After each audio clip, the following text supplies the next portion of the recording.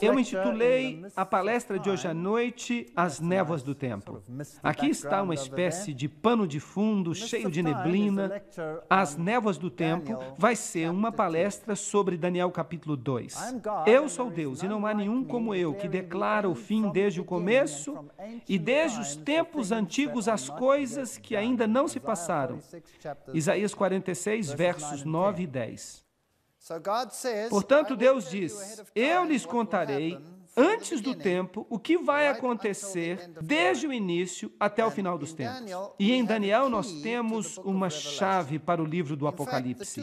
De fato, os dois livros, Daniel e Apocalipse, eles andam juntos. O simbolismo que nós encontramos no livro de Apocalipse é, de fato, tomado emprestado da Bíblia inteira. Mas as imagens são emprestadas principalmente do livro de Daniel. Jesus diz em Mateus 24, quando foi questionado sobre os sinais do fim, que nós deveríamos estudar o livro de Daniel em especial. Afirma isso em Mateus 24, e naturalmente no livro de Apocalipse também diz, bem-aventurado aquele que lê e ouve as palavras do livro desta profecia. Portanto, os livros do tempo do fim, aqueles que têm um esboço de toda a história e revelam os acontecimentos à medida que se cumprem, serão encontrados nestes grandes livros da Bíblia. Assim que Deus declara, eu sou Deus e não há outro, semelhante a mim que anuncie o fim desde o princípio e desde a antiguidade as coisas que ainda não sucederam. Ou isto é assim ou não é. Agora, há muitas figuras e símbolos usados na Bíblia e podemos nos confundir se não aplicarmos os princípios corretos para o que estamos escutando. Nós temos que aplicar os critérios bíblicos para compreender o que a profecia bíblica nos diz. Não podemos interpretar um símbolo segundo desejamos. Por exemplo, a Bíblia fala acerca de uma besta. Em Apocalipse, fala acerca de uma besta.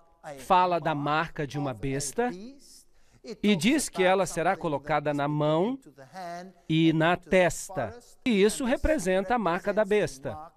Por exemplo, ora, o que é a besta?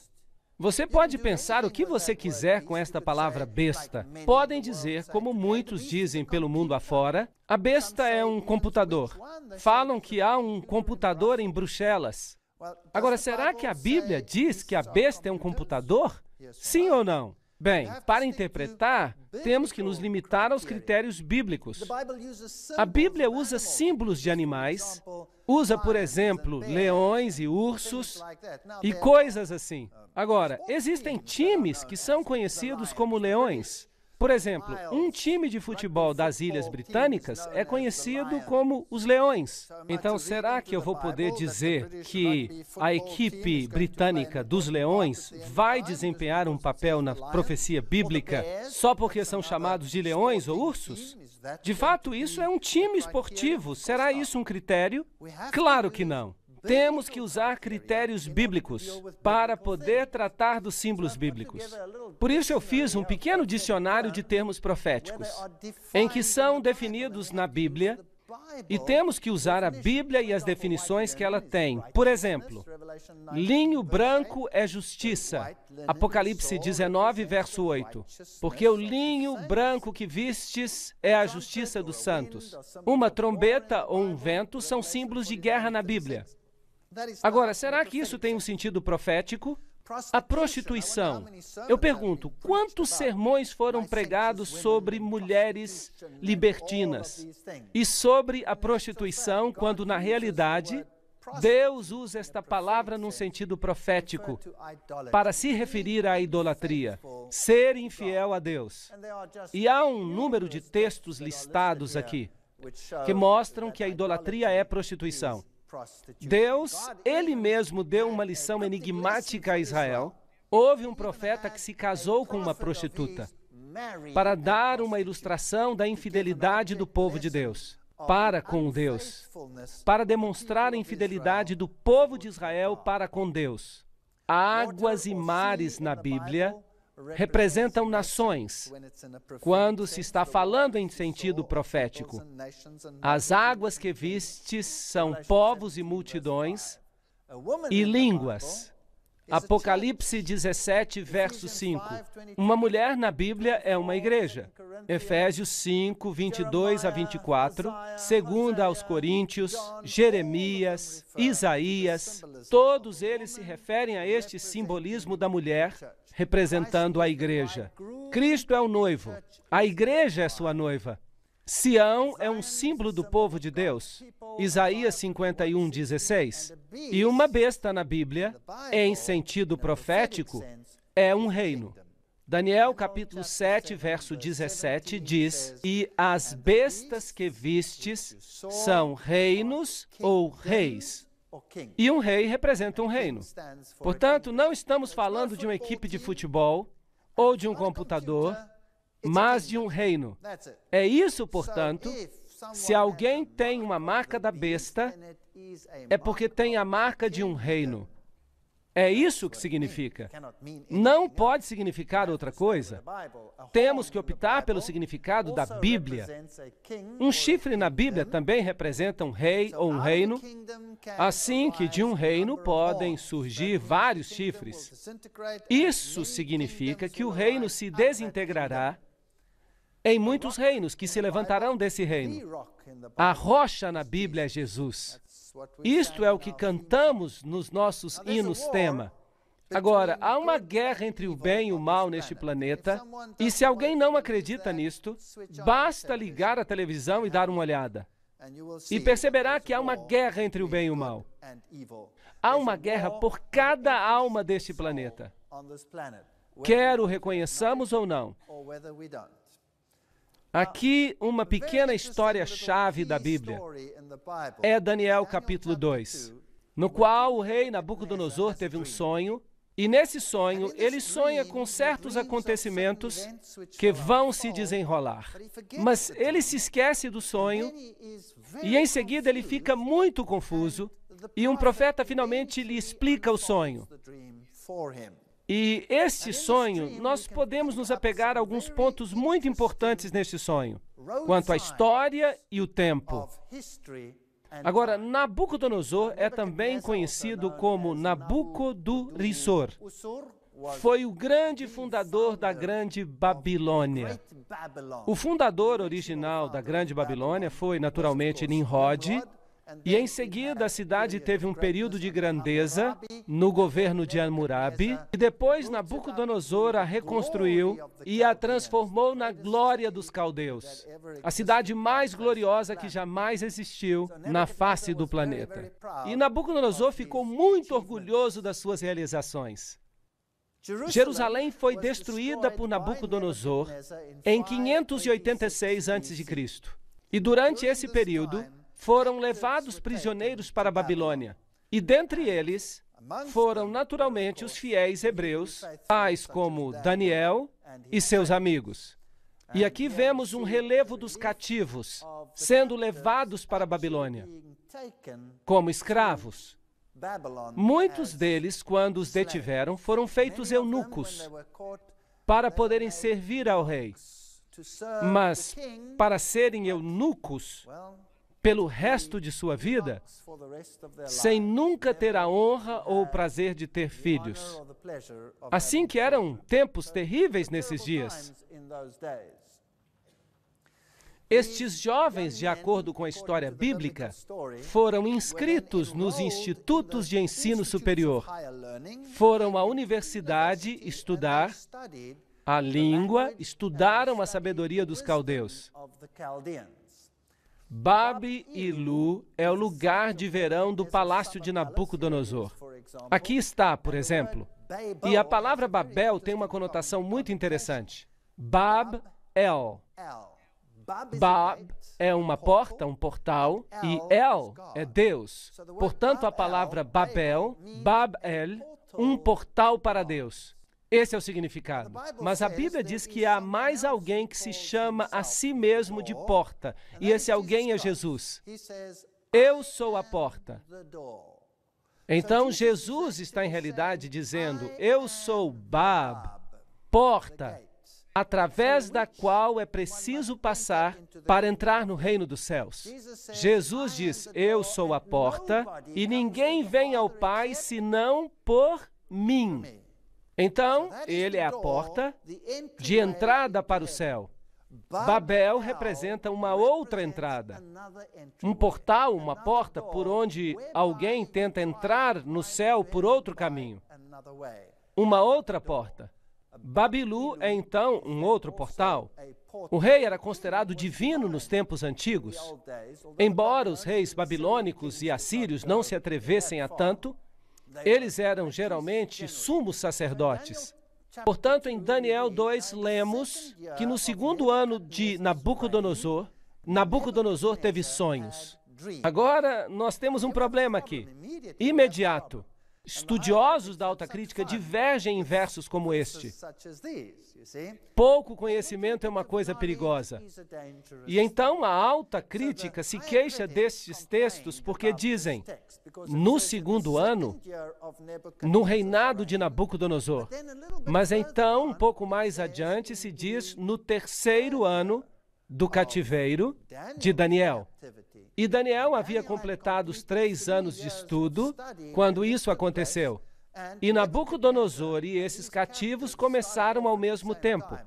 Então os críticos dizem, é impossível, Nabucodonosor está no seu segundo ano e os outros estão no terceiro ano? A Bíblia está errada. Como é possível cometer pequenos erros como este? Obviamente, não perceberam que há 2 sistemas de contagem. O hebraico, que é diferente do sistema babilônico. Quando um rei de Babilônia ascendia ao trono, seu primeiro ano não era contado e ficava conhecido como o ano da ascensão. Então, o segundo ano do seu reinado, de acordo com o sistema babilônico, era, na realidade, o terceiro ano. E Deus não reconhece o sistema babilônico quando fala acerca dos cativos hebreus. Ele mantém o seu sistema e qualquer parte do ano é considerada como um ano completo. Qualquer parte de um dia era considerada como um dia completo. Isso explica muitas coisas. Por exemplo, a crucifixão, 3 dias.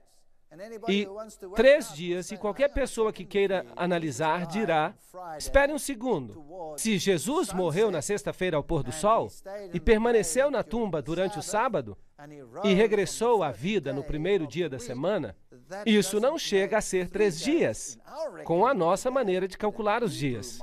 Mas na mentalidade hebraica, que era uma forma de cômputo inclusivo, ou seja, qualquer parte do dia podia ser considerada como um dia. E como Jesus morreu antes do pôr do sol da sexta-feira, contou-se como um dia. E ficou um dia completo na tumba, o dia 2, e qualquer porção do dia 3, assim que está no registro bíblico, 3 tardes e 3 manhãs. 3 dias e noites. Portanto, não há falhas aqui. Apenas se tem que contar com o sistema correto. E o seu espírito se perturbou e lhe passou o sono. Então o rei mandou chamar os magos, os astrólogos, os encantadores, os caldeus, para que lhe declarassem o seu sonho. E eles vieram e se apresentaram diante do rei. E o rei lhes disse, e vocês sabem que, nos tempos modernos, nós consideramos isso primitivo. Um homem teve um sonho e manda convocar os encantadores, os magos e astrólogos para lhe dizer o que tinha sonhado.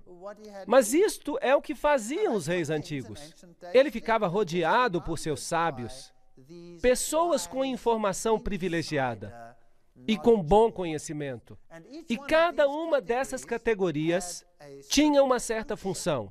O encantador, por meio de feitiços, descobriria o sonho.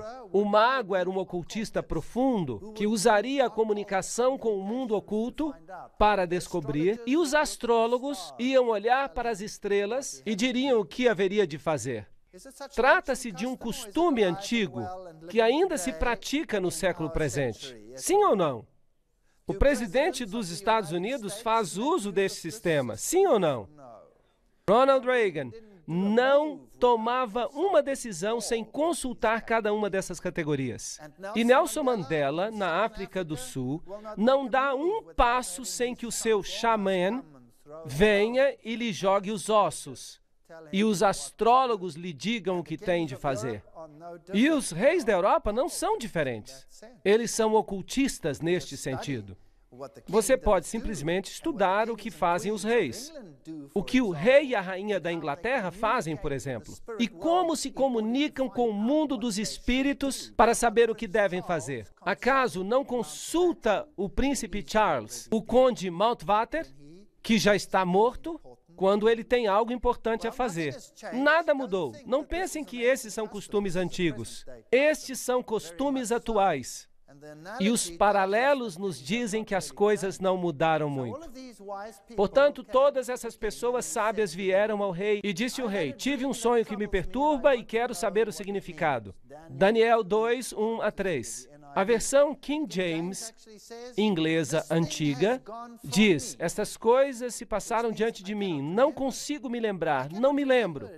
Mas eu sei que era muito importante, então, por favor, se realmente vocês são aquilo que dizem ser, devem me dizer o que significa. E respondeu o rei e disse aos caldeus: o assunto me escapou.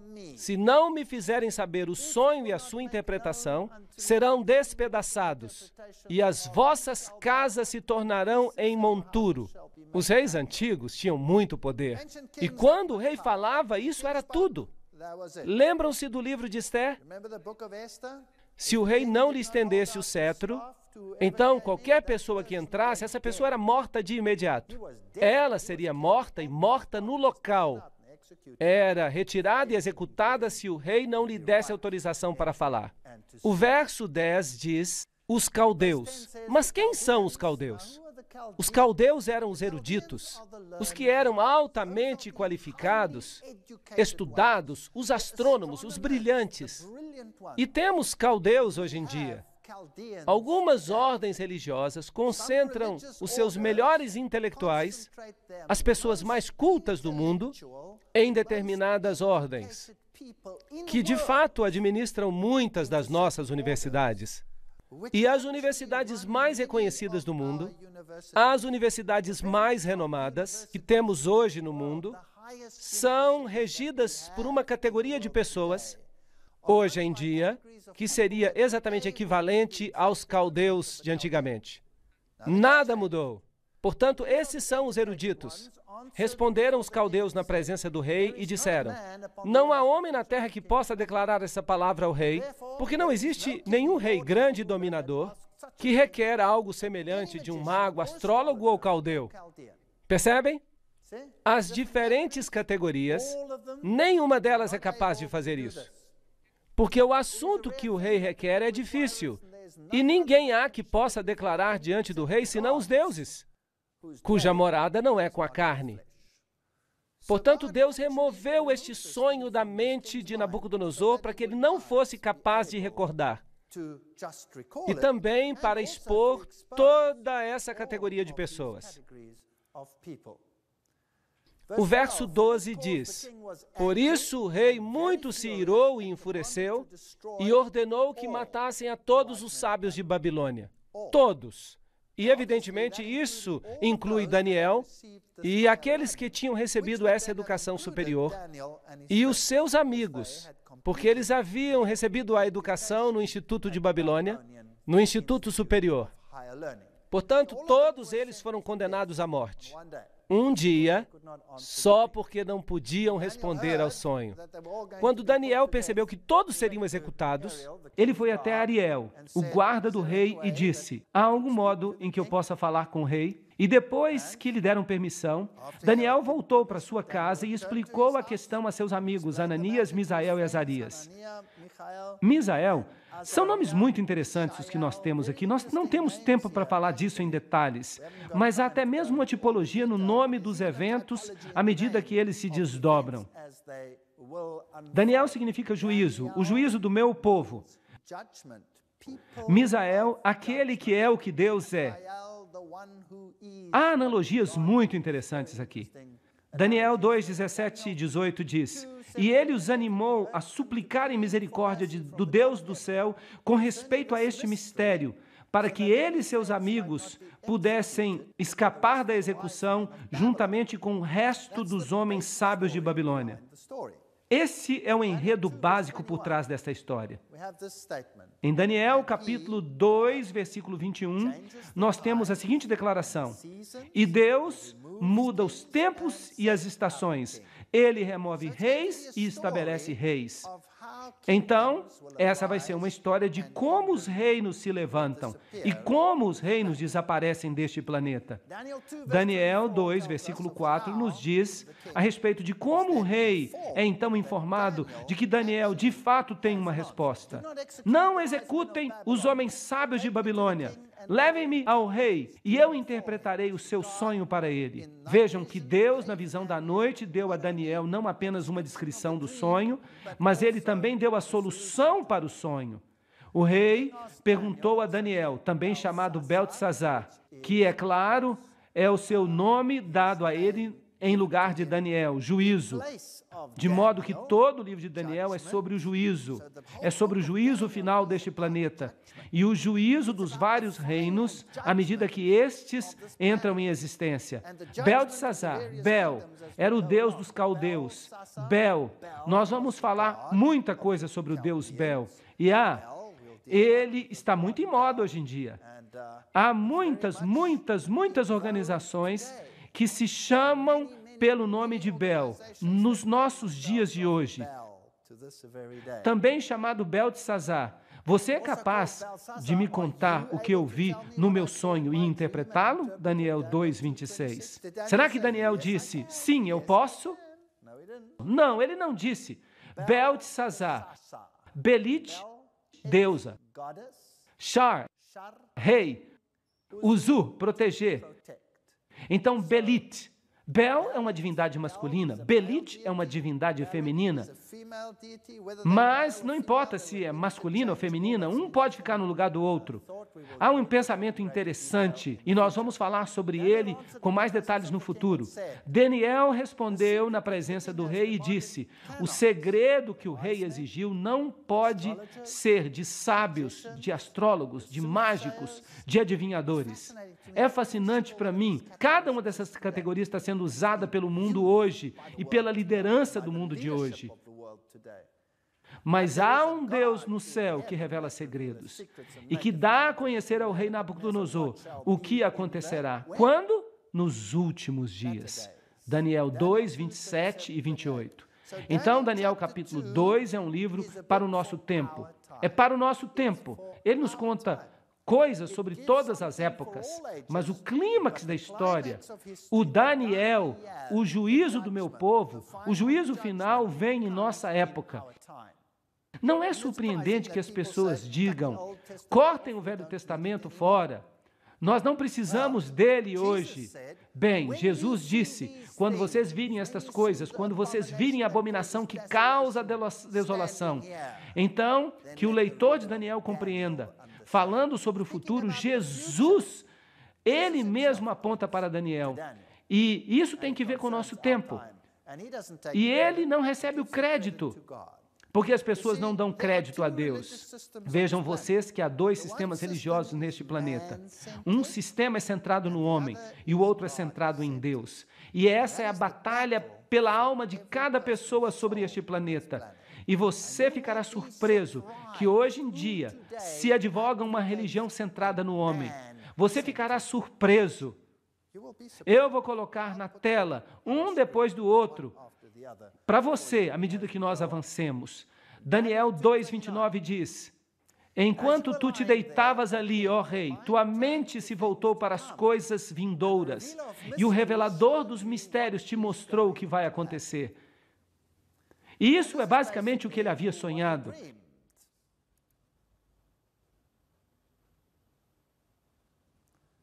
Ele viu uma estátua com uma cabeça de ouro, com os braços e o peito de prata e as pernas de bronze.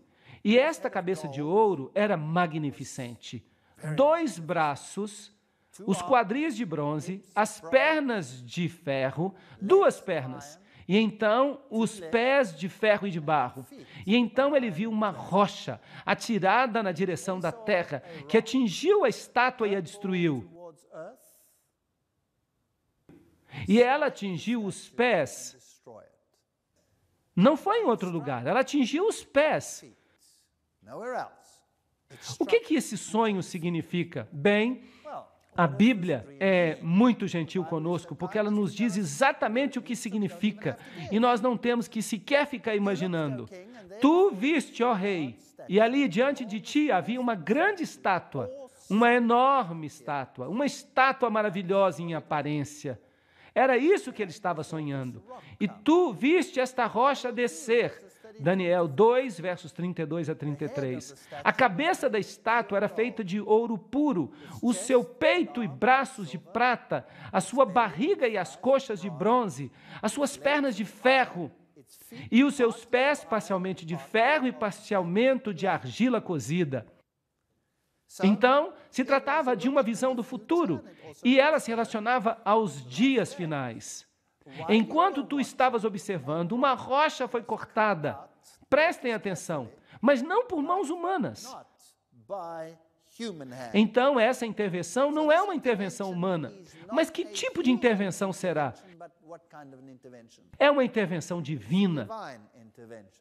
E ela atingiu a estátua nos seus pés. Por favor, prestem atenção.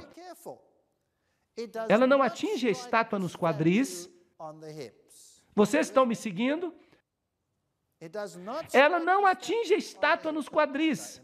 Agora, por que eu estou enfatizando isso? Será que isso é importante? Sim, acontece que é muito importante, porque sistemas inteiros de religião no mundo têm a estátua sendo atingida nos quadris, quando a estátua não é atingida nos quadris. A rocha atinge os pés da estátua. E, portanto, com esta pequena e simples analogia, metade das religiões do mundo ficam fora. As religiões cristãs do mundo têm algo errado, seriamente errado. Muito bem, é isso que a Bíblia ensina. Você pode verificar por si mesmo. Ela atingiu a estátua nos pés de ferro e de barro e os esmiuçou. Daniel 2:34. Então, quem era essa rocha? Obviamente, se não é uma intervenção humana, é uma intervenção divina. Então, se você está esperando algum auxílio de alguma superpotência, qualquer que seja essa superpotência, eu tenho notícias para você. A intervenção final é uma intervenção divina. É a segunda vinda de Cristo. Então, notem, o ferro, o barro, o bronze, a prata, o ouro foram esmiuçados. Agora, esperem um minuto. Se esta estátua é sequencial, então, quando você atinge os pés, que são de ferro, e as pernas de barro, e os pés de ferro, e o bronze, os quadris, e a prata, isto é, o peito, e o ouro também, então, é partido em pedaços ao mesmo tempo, e tudo se transforma como palha, palha como num dia de peneiramento no verão. E por que, então, que tudo é destruído quando a pedra atinge apenas os pés? Vejam vocês, se esses reinos ocorrem um depois do outro, então, isso não faz sentido? Claro que faz. Mas somente se a filosofia da cabeça tiver avançado e construído sobre a filosofia do peito e aumentado grandemente na filosofia dos quadris e incorporado à filosofia do ferro e disseminado para o mundo inteiro na filosofia do ferro e do barro. Quando essa filosofia é finalmente destruída, toda a contribuição da história para o reino do outro partido, que é inimigo de Deus, chegará ao fim. Tudo. Será que hoje nós ensinamos a filosofia de Babilônia? Sim, nós ensinamos. Eu tenho uma palestra chamada O Vinho de Babilônia, e vocês ficaram surpresos de quanta filosofia babilônica nós ensinamos. Será que nós ensinamos a filosofia medo-persa? Claro que sim, nós ensinamos. É a religião do mitraísmo que está viva e bem e que está dominando o mundo hoje. Sim, os maiores poderes religiosos do mundo hoje ensinam o mitraísmo. Isso é muito interessante porque faz parte da Medo-Pérsia. Será que nós ensinamos a filosofia grega hoje? Claro que ensinamos. De onde vocês acham que veio a teoria da evolução? Começou tudo com Aristóteles. Aí começou a ciência moderna. E de onde é que cada pensamento científico do mundo vem? Vem da filosofia grega. E o ferro? Será que nós também ensinamos as coisas de Roma? Claro que sim. O nosso sistema judicial inteiro é baseado no pensamento romano, que incorporou todos os outros. E os pés de ferro e de barro? Eles são apenas os herdeiros de um sistema que já se foi. O vento varreu sem deixar um traço. Isso é muito importante. O vento é um símbolo da guerra. Essa guerra final destruirá totalmente os reinos da terra, mas a rocha que atingiu a estátua se tornou uma grande montanha. A montanha é um símbolo na Bíblia de reino e encheu quanta parte da terra? Toda a terra. Não mais haverá diferentes nações como nós temos hoje. Então, se você tem esperança de que uma dessas nações vá livrá-lo, esqueça. Essa profecia diz que não. Daniel 2:35. Isaías 65:17 diz: pois eis que eu crio novos céus e nova terra, e o primeiro céu já passou e não é mais lembrado. E então ele interpreta os sonhos. Tu, ó rei, ele representava a Babilônia. Tu és o rei dos reis. É um matiz muito interessante aqui na Bíblia. Nós temos um rei com letra minúscula, um R com letra minúscula. Uau! Há um outro tipo de rei dos reis que tem um R maiúsculo, não um R minúsculo. Quem é ele? É Jesus. Ele é o rei dos reis e senhor dos senhores. E aqui está outra pessoa que se chama a si mesmo de rei dos reis. E ele era conhecido como rei dos reis. Ele era o rei dos reis, o governador. Será que há outra pessoa hoje em dia que tem esse título? Um título oficial de Rei dos Reis? A resposta é sim. Há um poder hoje tão enorme, tão invasivo, que não nos surpreenderia. O título que ele tem hoje é de Rei dos Reis. A filosofia de Babilônia está viva hoje? Pois o Rei dos céus lhe deu o reino, o poder e a força e a glória. Tu, ó Rei, és o Rei dos reis, com letra minúscula. Tu és a cabeça de ouro. E depois de ti se levantará outro. Outro o quê? Reino inferior a ti. Daniel 2, verso 39. Assim, Babilônia cairá e será substituída por um outro rei inferior. O ouro é um metal precioso. A prata é um metal menos precioso. Mas a prata é mais dura do que o ouro. Então, a filosofia derradeira do Rei dos Reis estava na cabeça de ouro. A filosofia derradeira de Babel, outro portal para o céu, estava no ouro. Ela foi fortalecida no próximo reino, embora se torne mais brutal e menos refinada. O peito e os braços eram de prata. Há dois componentes, peito e braço. E haverá dois componentes no próximo reino. A terra inteira se prostrará aos seus pés. Babilônia nunca deveria dissipar. Nunca deveria ser destruída. Nabucodonosor pensou que ele tinha construído um reino que nunca jamais seria superado. Aqui está uma inscrição que foi encontrada selada por um selo de Nabucodonosor. E ela diz que dure para sempre. Ele não podia imaginar que o seu reino seria destruído. Mas Daniel diz para ele, o reino desaparecerá, o teu reino desaparecerá. E este homem orgulhoso diz, nunca! E o que é que ele faz então?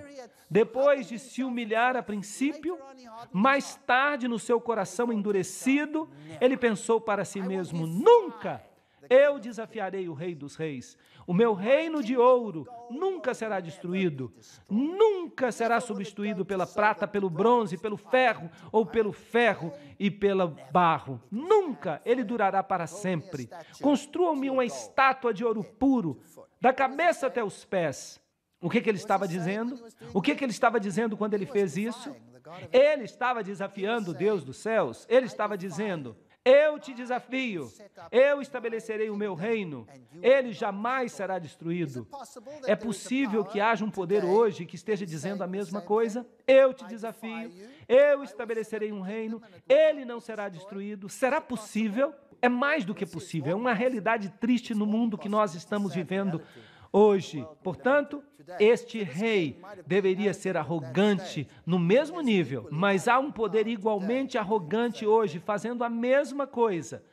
Sadraque, Mesaque e Abednego responderam ao rei: ó Nabucodonosor, nós não precisamos nos defender diante de ti. Se nós formos jogados na fornalha de fogo ardente, o Deus a quem servimos é capaz de nos salvar dela, e ele nos resgatará da tua mão. Mas mesmo que ele não se disponha a fazer isso, nós queremos que tu saibas, ó rei, que nós não serviremos aos teus deuses.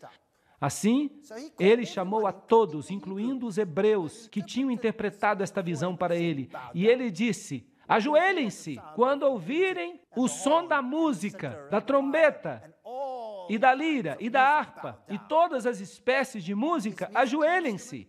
Será que a música é hoje um instrumento utilizado para dominar as nações? Sim ou não? Claro que ela é.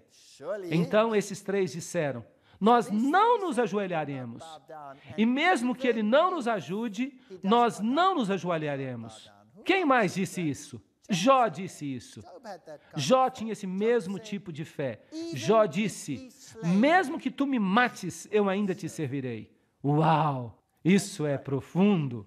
Então eles foram jogados na fornalha ardente, e o que acontece então? As cordas se queimam, e os soldados que os atiraram ali são queimados até a morte. E Daniel 3:26 diz: Nabucodonosor então se aproximou da abertura da fornalha ardente e gritou: Sadraque, Mesaque, Abednego, servos do Deus Altíssimo, saí! Porque quando ele olhou ali, ele viu um quarto entre eles, que se parecia, nas palavras da Bíblia King James, com o Filho de Deus. O que as outras versões dizem? Elas falam que se parecia com um filho dos deuses. Há uma grande diferença entre essas duas traduções. Daniel 3:28 diz: E Nabucodonosor disse: Louvado seja o Deus de Sadraque, Mesaque e Abednego, que enviou o seu anjo e que resgatou os seus servos. Eles confiaram nele e desafiaram a ordem do rei e estavam dispostos a entregar as suas vidas em vez de servir ou adorar a outro Deus, exceto o seu próprio Deus. A história nos conta que Nabucodonosor se humilhou.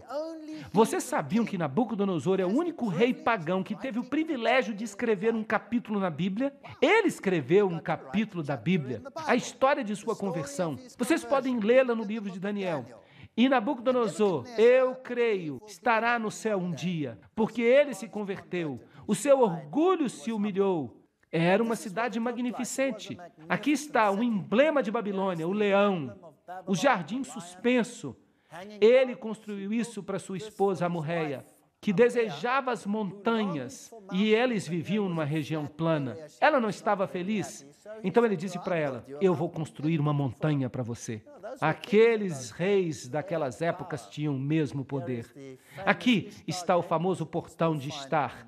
Você ainda pode vê-lo no Museu de Pérgamo. Esses lindos relevos das pedras originais, os escritos cuneiformes que foram escavados, contam a história de Nabucodonosor. Esses portais, para a perplexidade das multidões de povos, com sua beleza eu adornei. Nabonido. Agora, quem era Nabonido? Ele era o pai. E Belsazar, o filho exaltado, a oferta do meu corpo. Ele era pai de quem? Belsazar. Isso não é interessante? Você vê, a alta crítica se divertiu de novo. A Bíblia fala sobre o rei final de Babilônia como sendo Belsazar. E os críticos disseram: Ele não foi rei, Nabonido era o rei. Mas o que eles não sabiam, já que eles não tinham as escritas cuneiformes decifradas naquela época, era que Nabonido tinha se retirado para o serviço religioso. Ele era um homem muito religioso. E ele se tornou sacerdote do sacerdócio babilônico. E ele entregou o governo a seu filho. E esta é uma inscrição que nós encontramos. E para Belsazar, o filho exaltado, a oferta do meu corpo, coloca tu nele a adoração da grande deidade em seu coração, que ele nunca ceda ao pecado, que ele nunca esteja satisfeito com a abundância da vida e que possa reverenciar a grande divindade que habita no coração de Belsazar, o meu primogênito, o meu filho favorito. Em 1882, uma inscrição foi encontrada, confirmando que Nabonido tinha deixado o reino para o seu filho. Em 1916, uma inscrição foi encontrada, na qual havia um juramento conjunto de Belsazar e Nabonido. Ali, de novo, os críticos se perderam. Foi provado que a Bíblia tinha razão de novo. Em 1924, eles encontraram uma famosa inscrição: eu conferi o reino a meu filho Belsazar. Que os críticos mordam o pó da terra, que eles beijem a lona. A Bíblia vence, rodada após rodada. E então a escritura apareceu na parede. E nós ouvimos a história do velho profeta Daniel, que ele foi chamado para interpretar a escritura na parede. Mene, Deus numerou teu reino, Belsazar, e acabou com ele. Tekel, tu foste pesado nas balanças e achado em falta. E Pérez, o teu reino será dividido e dado aos medos e persas. Muito interessante. 2 braços, medos e persas. E o profeta interpreta uma escrita que foi articulada pelo dedo de Deus contra a parede. Vocês sabiam que na Bíblia somente há 4 ocasiões quando Deus escreveu com o seu dedo? A primeira vez ele escreve os 10 mandamentos com o seu dedo, a Bíblia fala. Ele os escreveu em 2 tábuas de pedra. E Moisés as quebrou quando ele desceu e encontrou os israelitas na idolatria. Então ele mandou cortar novas pedras.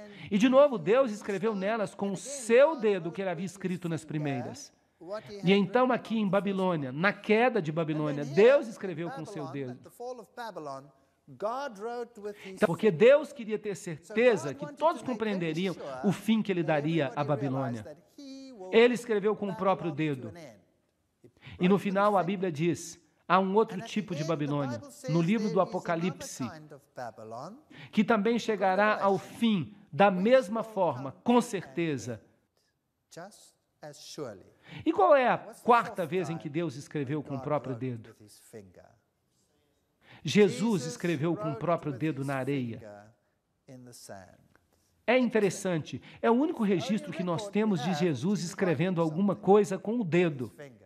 Mas Babilônia não estava disposta, e em Jeremias 51:9 nós teríamos curado Babilônia, mas ela não pôde ser curada. Apocalipse 2:21 diz, eu lhe dei tempo para se arrepender de sua imoralidade, mas ela não estava disposta. Aí está a antiga Babilônia. Aqui está a Babilônia moderna. Quem é a Babilônia moderna? A Bíblia menciona o nome de Ciro, 150 anos antes do seu nascimento. O profeta Isaías, no capítulo 45, diz, assim diz o Senhor ao seu ungido, a Ciro, cuja destra eu segurei, para submeter as nações diante dele. Eu exporei os lombos dos reis, para que se abram diante dele os 2 portões, e os portões não serão fechados. A Bíblia prediz que este rei Ciro viria, e que ele os libertaria. A Bíblia o chama de ungido. Vocês sabiam que a Bíblia usa essa terminologia para Ciro e também para Jesus?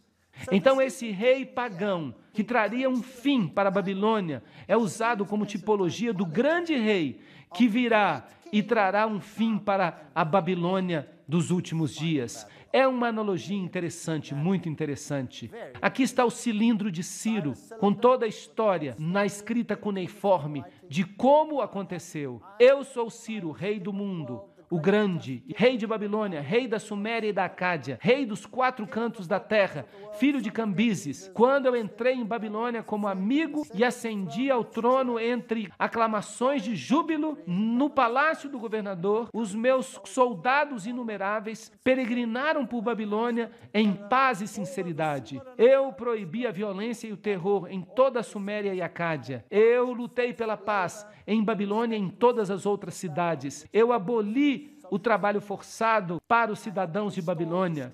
Eu os ajudei a restaurar as suas casas destruídas. Eu os acomodei de novo em um lugar pacífico. Eu preservei a moradia de patos e pombas. Vejam que Deus também vai ser um restaurador de todas as coisas. Os exércitos entraram debaixo dos portões de Babilônia. O rio foi redirecionado e eles entraram por debaixo dos portões. Deus muda os tempos e as estações e remove reis e estabelece reis.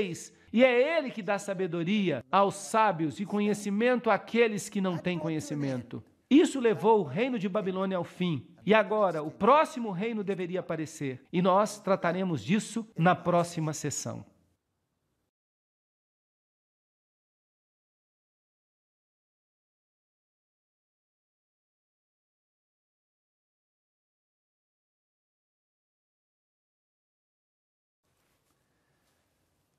Five 539 a 331 a.C. O próximo reino a dominar a terra, os Medo-Persas. Eles vieram depois de Babilônia. Em Daniel capítulo 2, verso 39, nós lemos a respeito deste reino. Então, um outro reino, um terceiro reino de bronze, se levantará sobre a terra. Esse é o próximo a aparecer. Eu estou persuadido de que não havia nenhuma nação, nenhuma cidade, nenhum povo que o seu nome não tenha alcançado. Parece ter sido uma mão divina que presidia tanto sobre o seu nascimento quanto suas ações. Assim, a Bíblia descreve o surgimento do Império Medo-Persa e sua queda diante do poderoso rei Alexandre o Grande, que destruiria este exército. Você sabia que Alexandre o Grande destruiu o exército Medo-Persa com um exército de apenas 45 mil soldados? E os Medo-Persas tinham um exército de 1 milhão de soldados. Ele os esmagou. Ele era um grande estrategista e ele sabia exatamente o que fazer. Portanto, o Império Grego veio depois do Império Medo-Persa. O Império Medo-Persa contribuiu para a religião de Babilônia. Ele pegou a religião de Babilônia, refinou-a no sistema do mitraísmo, que é passado de geração a geração, e o mitraísmo então ressurge muito tempo depois como uma religião proeminente da elite de Roma. Essa é uma história muito interessante, mas a filosofia grega foi a maior base para muitas filosofias do mundo hoje. Então, os gregos vieram depois do Império Medo-Persa. Finalmente, depois do Império Grego, Daniel 2:40, houve um quarto reino, forte como ferro. Agora, se nós olharmos os soldados daqueles dias antigos, a Grécia e Roma nos proporcionam uma comparação interessante. Aqui está a armadura dos soldados gregos. Notem que ela é de bronze. E então veio o soldado romano. Aqui está um legionário romano. E qual era a sua armadura? Era de ferro. Isso não é interessante? Até nisso o simbolismo é fascinante. Então, nós fazemos uma mudança do bronze para o ferro e o legionário tinha essa armadura fantástica. Eles tinham este pequeno cinto aqui na frente para proteger e o escudo que os protegia até os ombros dos soldados. E vejam como a sua espada é compacta. Eles formavam uma força tremenda. E, é claro, o poder de Roma não encontrou nenhum paralelo. O ferro é mais duro do que o bronze. Roma foi mais poderosa no seu poder do que os gregos. Aqui estão algumas ruínas do Império Romano. O quarto reino será forte como ferro. Pois assim como o ferro esmiuça e quebra todas as coisas, partirá tudo em pedaços, destruirá tudo, conforme Daniel 2:40. Então, este é um reino cruel. Será que os romanos foram especialmente cruéis? O que eles faziam quando alguém discordava deles? Eles as crucificavam. Isso é algo muito duro. Na queda de Jerusalém, ao longo do caminho havia inúmeros crucifixos. Todo mundo foi crucificado. Você não se metia com Roma? Em 22 de junho de 168 a.C., na Batalha de Pídina, Perco, rei da Macedônia, foi completamente esmagado pelos exércitos de Roma. Neste dia pereceu o império de Alexandre o Grande. 144 anos após a sua morte. O famoso historiador Edward Gibbon diz: as imagens de ouro, prata e bronze serviam para representar as nações e os seus reinos, que foram sucessivamente esmiuçados pelo ferro da monarquia de Roma. O mundo inteiro concorda que o ferro foi o império de Roma. No 2º século, Hipólito escreveu acerca de Roma: alegra-te, bem-aventurado Daniel, tu não cometeste um erro sequer, já o ferro nos governa a todos. Você sabia que quando Alexandre o Grande marchou em Jerusalém, os escribas marcharam ao seu lado com a Torá e disseram a ele: tu reinarás. Daniel disse: tu conquistarás. E por causa disso, Alexandre não destruiu Jerusalém, apenas a incorporou ao seu reino. A Bíblia diz: antes do tempo, quem governará? Agora, muitas vezes um crítico já apareceu e disse: mas certamente Daniel deve ter vivido depois dos eventos. A Bíblia, sem dúvida, está errada. Você sabe que a Bíblia também foi vindicada a este respeito? Porque os rolos do Mar Morto contêm porções do livro de Daniel, exatamente na parte em que ele muda do hebraico para o aramaico. Aquela pequena porção está ali. E quando eles estudam o aramaico, e eles pensavam que era um aramaico tardio, mas o que eles descobriram nos rolos do Mar Morto? Que era o aramaico da Medo-Pérsia. Então, o livro de Daniel é autenticado também por essa razão. E em relação aos eventos que ele descreve. O livro de Daniel foi escrito antes dos eventos. Então, este poderoso reino de Roma veio para destruir. O historiador Charles Rolland diz: eles, os romanos, conquistaram indiscriminadamente todas as províncias e reinos. Em outras palavras, eles não impuseram nenhuma limitação aos seus vastos projetos, além daquelas que os desertos e os mares tornaram impossíveis de conquistar. Então, de 168 a.C. a 476 depois de Cristo, a monarquia de ferro reinou suprema. Agora, havia duas pernas de ferro, e isso é interessante. Roma foi dividida em duas metades, o Império do Ocidente e o Império do Oriente. E o imperador, por muitos anos depois de Constantino, governava do Oriente, o Império Bizantino. Ele governava todo o reino. Mas Roma Ocidental seguiu um outro caminho. Uma história muito interessante que nós temos. Assim como viste, diz Daniel 2:41, que os pés e os dedos eram parte de argila queimada e parte de ferro, então há elementos de Roma nos pés e nos dedos, sim ou não?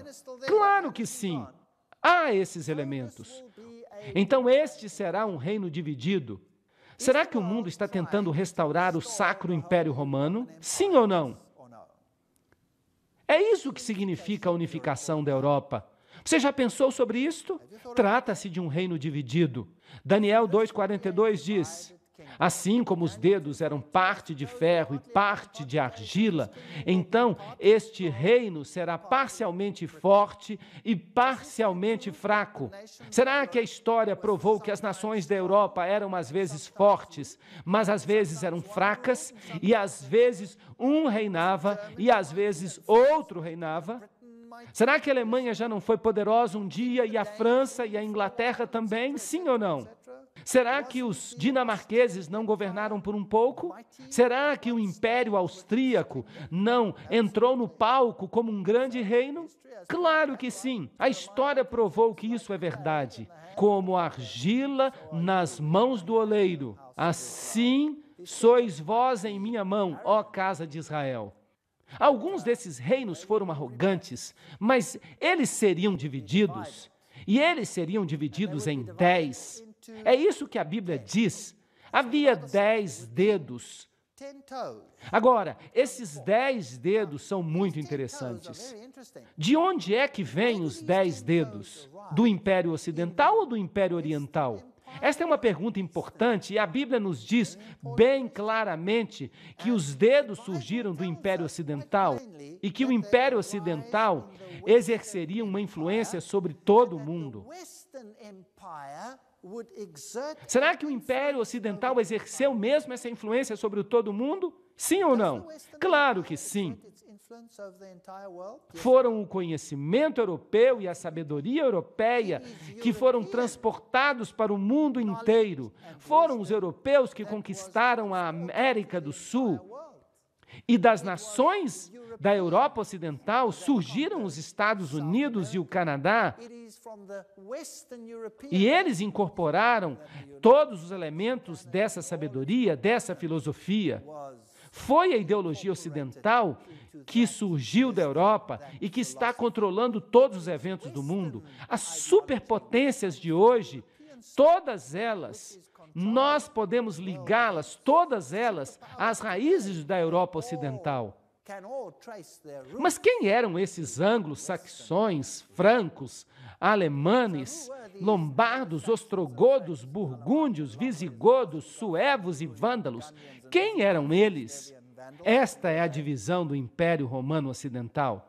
E notem que há uma nação muito interessante que hoje nós conhecemos como ostrogodos.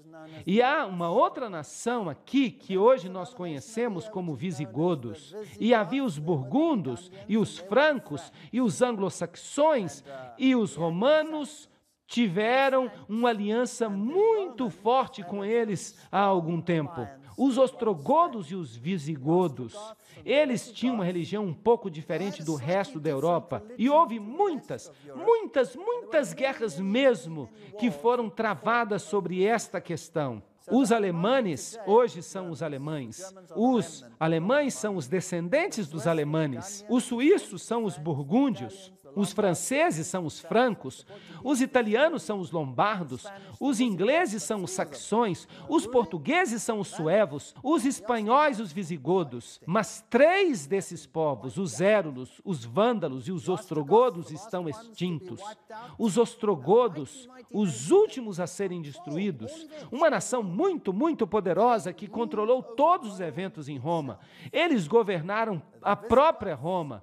Os visigodos estavam na Europa e eles tinham uma religião diferente. Houve muitas guerras mesmo, travadas com a Espanha. A Espanha se dividiu. Ela ficou terrivelmente dividida em norte e sul. E houve um terrível derramamento de sangue na Espanha. Mas os érulos e os vândalos e os ostrogodos foram totalmente destruídos. A história nos diz que esses 3 povos foram destruídos porque eles tinham uma filosofia ariana. Isso significa que eles pregavam a ideia de que Cristo não era divino e por isso eles teriam sido destruídos. Mas nós temos informação apenas de uma fonte. Todos os seus escritos, tudo que eles escreveram, foi destruído. Todas as suas bibliotecas foram queimadas. Então nós não sabemos exatamente o que eles criam. Para falar a verdade, os ostrogodos provavelmente receberam sua religião da Palestina. E eles tinham uma forma muito pura de cristianismo que se baseava na Bíblia. E foi por isso que eles foram destruídos. Mas eu não tenho tempo para falar sobre isso hoje. Então vamos nos concentrar nesta profecia. E onde tu viste ferro misturado com barro, eles se misturarão entre si com a semente dos homens. Então, originalmente, quando Roma caiu, ela ficou dividida em 10. 3 deles foram eventualmente destruídos. Eles tentaram se unir novamente por intermédio do casamento, mas eles não se unirão um ao outro, assim como o ferro não se mistura com o barro. Então, os grandes reis da Europa tentaram unificar a Europa através do casamento. E assim, a rainha Diana e o rei Frederico tentaram, de todos os modos, fazer uma aproximação entre essas nações. Aqui está o castelo de Frederiksburg. Ali, reis famosos e rainhas famosas governaram. Onde tu viste o ferro misturado com o barro, eles se misturarão entre si e com as sementes dos homens. Mas eles não se ligarão um ao outro, assim como o ferro não se mistura com o barro.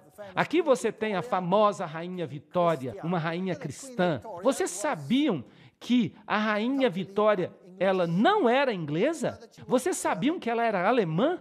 Vocês sabiam que no leito de morte ela falou alemão quando ela estava morrendo? A sua língua materna voltou? Ela era uma rainha alemã. E o rei cristão da Dinamarca e a sua descendência se misturaram com as sementes dos homens. Todas as nações se uniram, elas estavam juntas. Então, reis diferentes tentaram reunificar os reinos. Aqui você tem o Papa coroando Carlos o Grande, Carlos Magno, rei do Sacro Império Romano, porque supostamente ele tinha conseguido reunificar a Europa e por isso a coroa foi parar na sua cabeça. Mas o reino sucumbiu e se dividiu.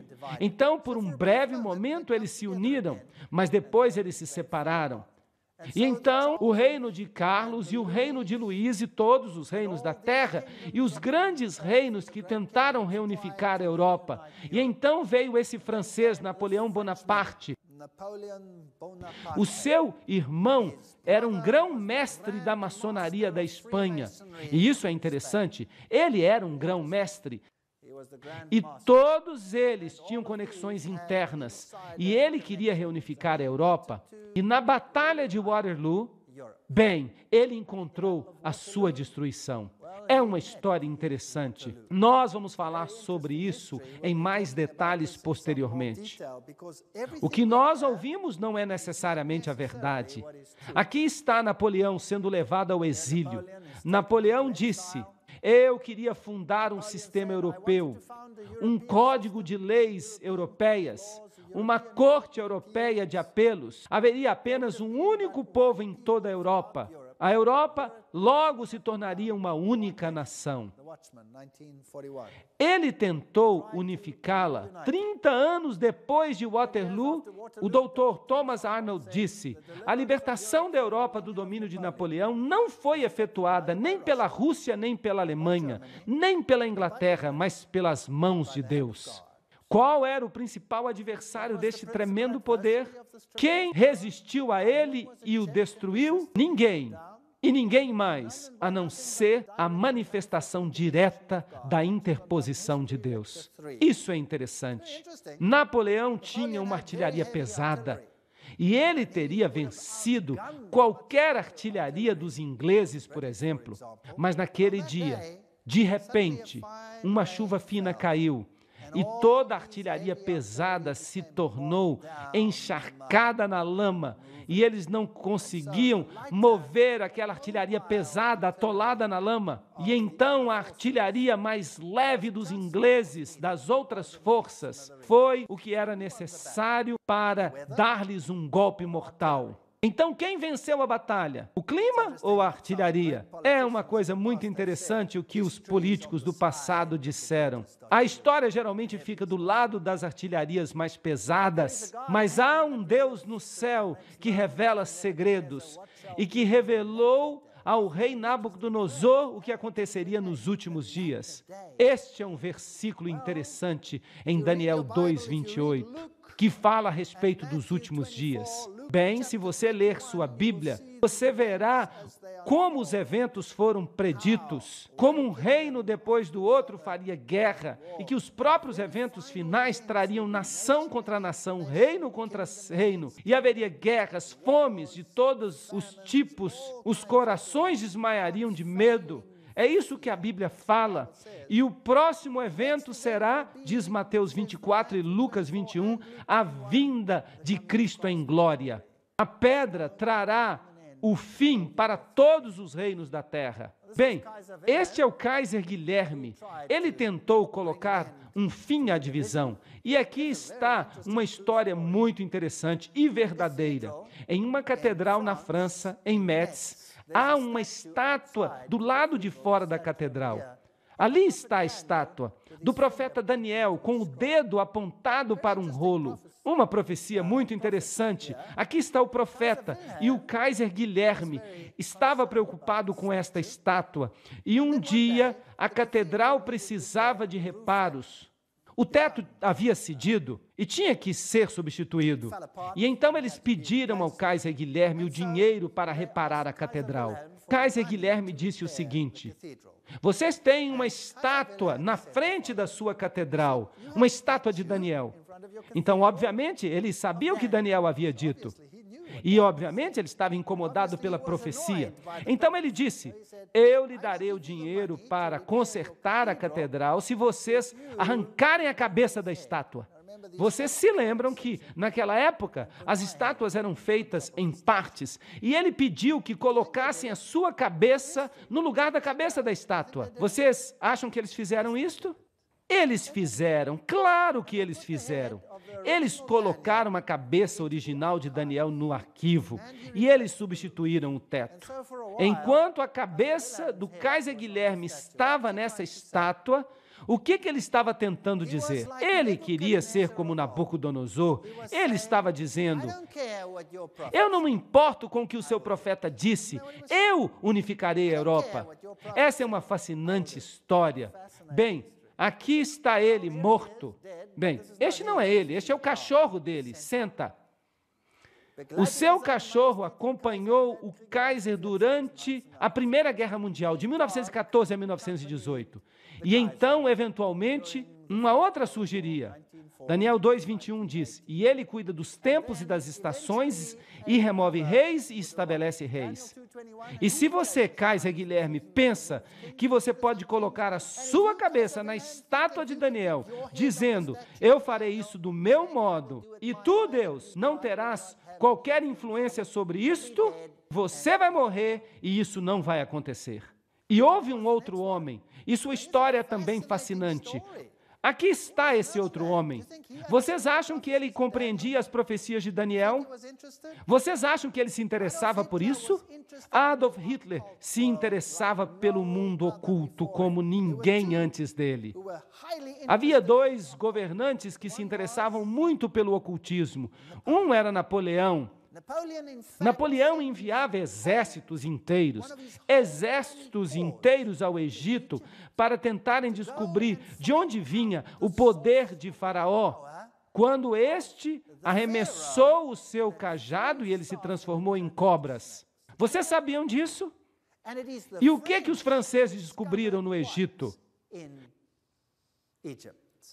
A pedra Roseta, por meio da qual todos os hieróglifos foram decifrados. Isso não é uma história impressionante?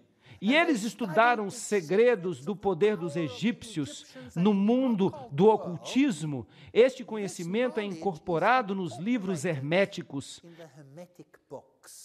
Eles estudaram a origem de Cão, Hermes, filho de Her, filho de Cão, e o conhecimento do ocultismo, e compilaram volumes inteiros sobre a história do Egito.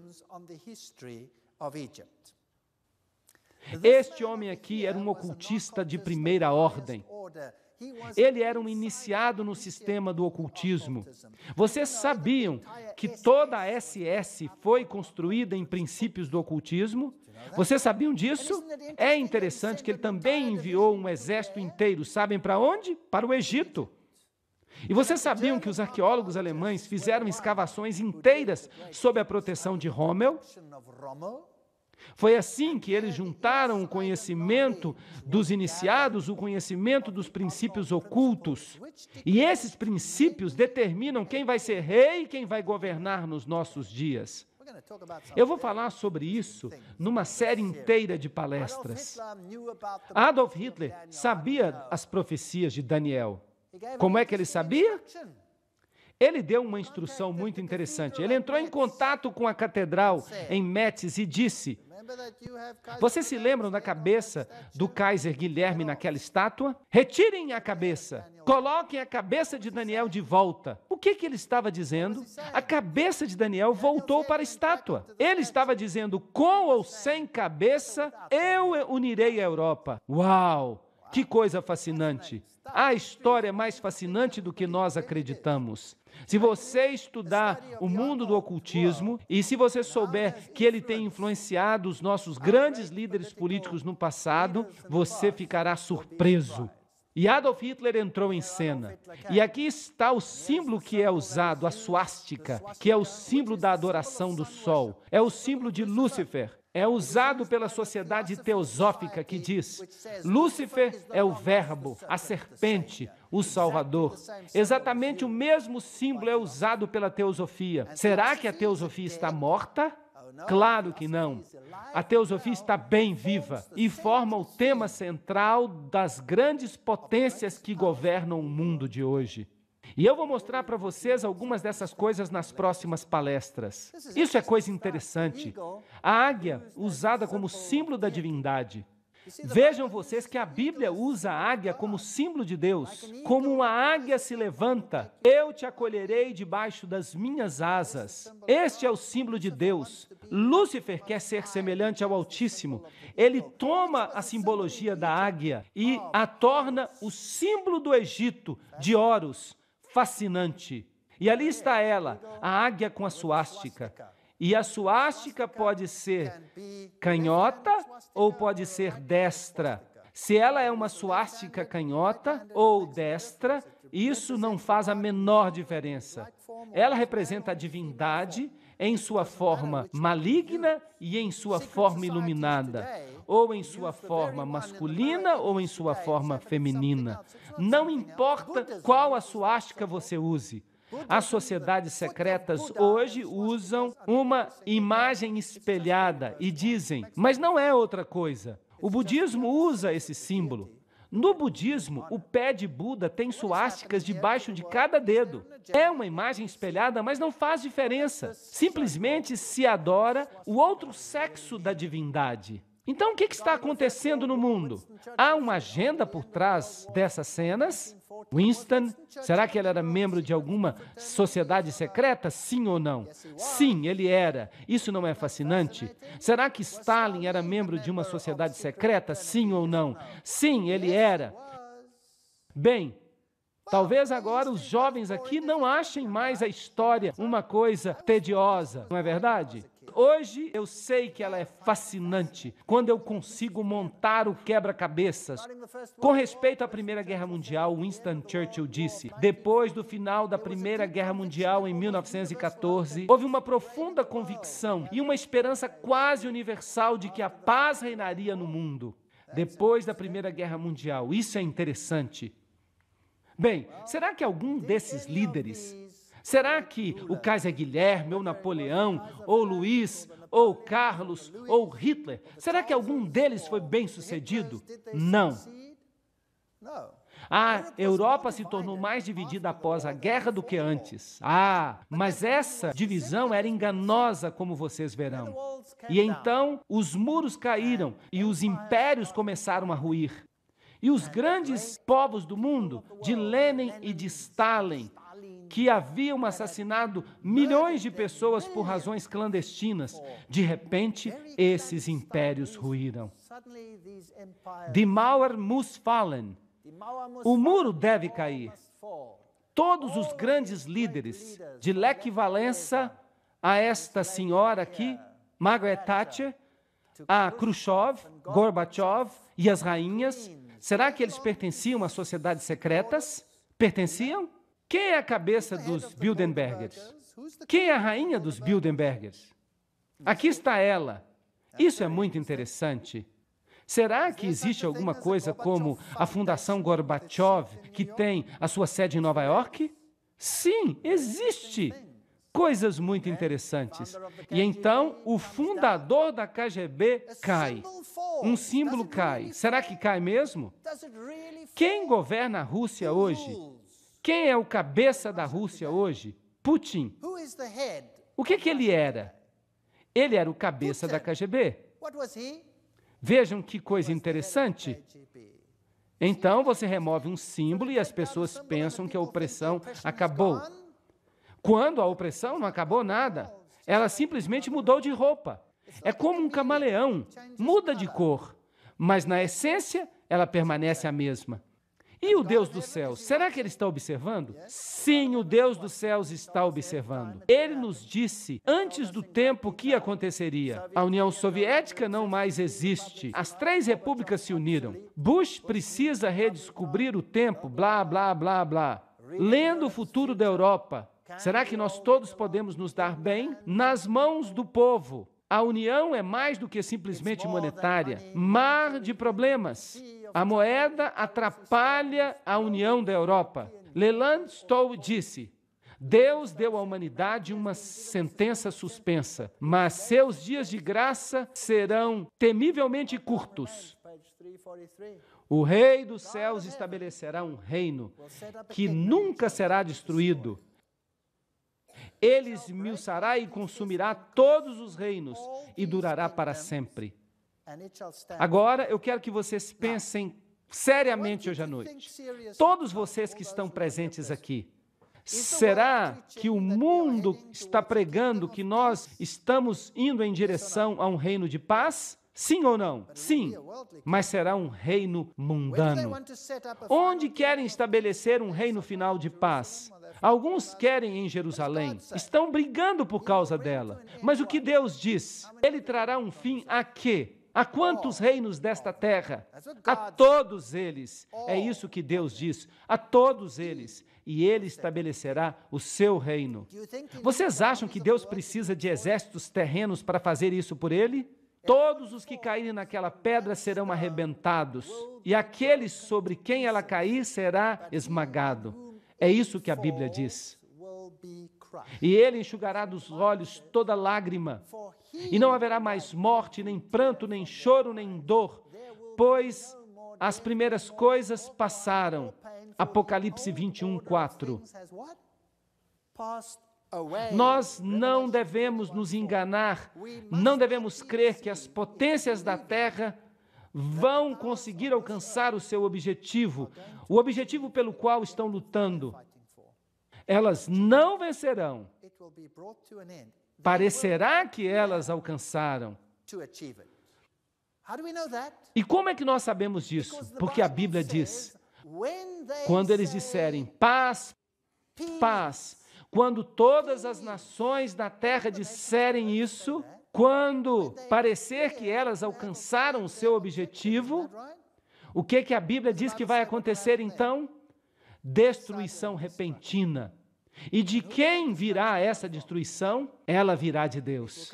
E por que será que o Deus dos céus terá que intervir para destruir essa união final? Por que seria necessário que ele fizesse isso? Porque esta é uma união no ocultismo. É uma união contra Deus. É uma união do anticristo. Isso é assustador. O mundo está terrivelmente enganado hoje. Nós precisamos estudar essas profecias com cuidado. Nós precisamos abri-las à medida que elas acontecem. Nós precisamos entender as suas nuances mais sutis, para que não sejamos enganados quando um pregador disser: o anticristo viveu no passado, ele era um rei grego, o seu nome era Antíoco Epifânio IV, mas ele foi destruído pela rocha. A rocha atinge os pés, ela não atinge os quadris, ela não atinge o rei grego. Daniel capítulo 8, Daniel capítulo 9. Tenham cuidado como nós interpretamos a profecia. Nós não podemos fazer a bola girar equivocadamente.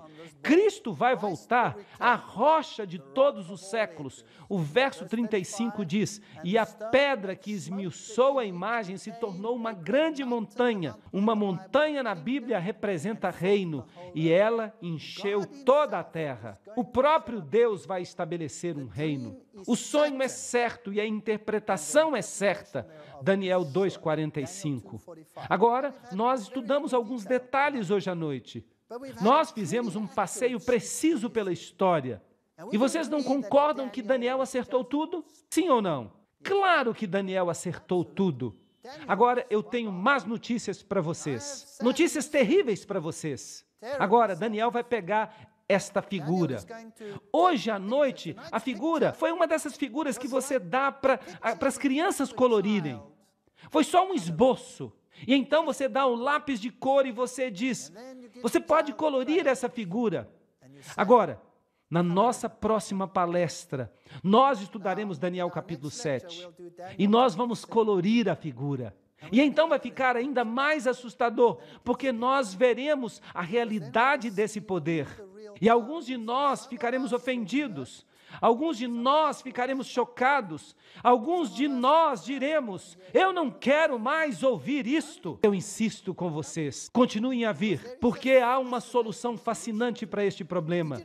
Você sabia que o livro do Apocalipse pega esta grande batalha final entre o bem e o mal, que é uma batalha secreta, As primeiras palavras que Jesus usa quando lhe perguntaram qual é o sinal da tua vinda e da consumação dos séculos. A primeira coisa que ele diz é, tende cuidado para que ninguém vos engane. O engano é o nome do jogo.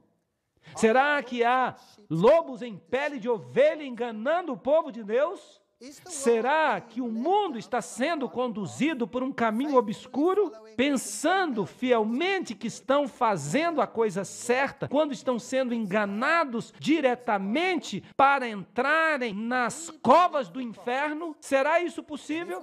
Se nós cremos nos profetas, se nós os estudamos cuidadosamente, se mesmo que isso nos ofenda, eu já estive do outro lado da cerca, e quando eu estudei a profecia, eu me ofendi, e a minha família se ofendeu, e nós choramos baldes de lágrimas. E agora eu tenho baldes de esperança, porque Deus me mostrou, e Deus mostra para todos nós, para todos que estamos no mundo, através da sua palavra, que só há um lugar onde nós podemos encontrar a verdade e a esperança. Mas ele tem um esboço desse engano total da nossa época, e nós precisamos conhecê-lo. Há um pequeno grupo hoje aqui à noite, mas o mundo inteiro precisa saber que engano é este. Eu lhe animo a trazer também os seus amigos. Chamem-nos nas ruas, para os valados, para as circunvalações. Convidem as pessoas para o banquete do Cordeiro. Não muitos ricos, não muitos sábios, não muitas pessoas de boa reputação atenderão o seu convite. Se eu falar alguma coisa contrária à palavra de Deus, vocês podem sair na mesma hora. Se eu não disser o que está na Bíblia, saiam, testem cada palavra que eu disser, coloquem a palavra de Deus como sua balança, como seu filtro, e então, se vocês puderem, mostrem-me que eu estou errado e eu vou mudar. Eu prometo, eu não quero fazer outra coisa senão estar em harmonia com a palavra de Deus. Este é o meu desafio. E nós vamos ficar firmes na palavra de Deus, nós vamos nos ater a essa palavra e vamos ver exatamente o que está acontecendo em nossa época. Por mais assustador que você imagine, nós temos esperança, porque o Deus dos céus estabelecerá um reino que não será jamais destruído, e este reino está às portas, e da minha parte, eu quero fazer parte deste reino. Que Deus os abençoe e os guarde, e que nós possamos nos encontrar mais uma vez para colorir a figura do capítulo 7 de Daniel.